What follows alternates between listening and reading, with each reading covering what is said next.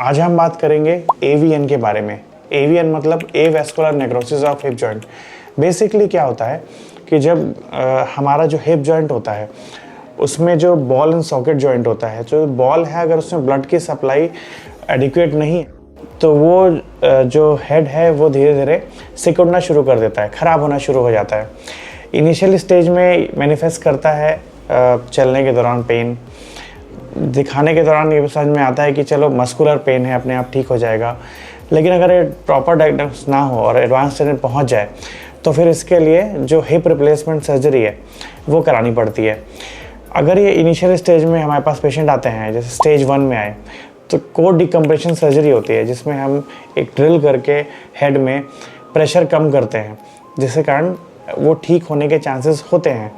लेकिन अगर advance stage में पेशेंट है, लेट स्टेज 2, स्टेज 3, तो उसमें फिर हिप रिप्लेसमेंट हमें करना पड़ता है।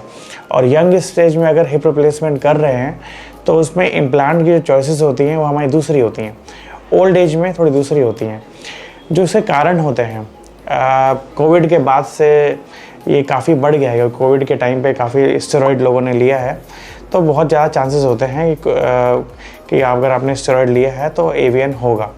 इसके अलावा अत्यधिक अल्कोहल का सेवन करने से, इसके अलावा सिकल सेल डिसीज़ जिनको होती है उनमें भी काफ़ी चांसेस होते हैं कि उनको एवीएन हो जाए। तो अर्ली डायग्नोसिस बहुत ज़रूरी है एवीएन में। इसीलिए अगर हिप पेन अगर आपको होता है तो इसे इग्नोर ना करें और तुरंत दिखाएं।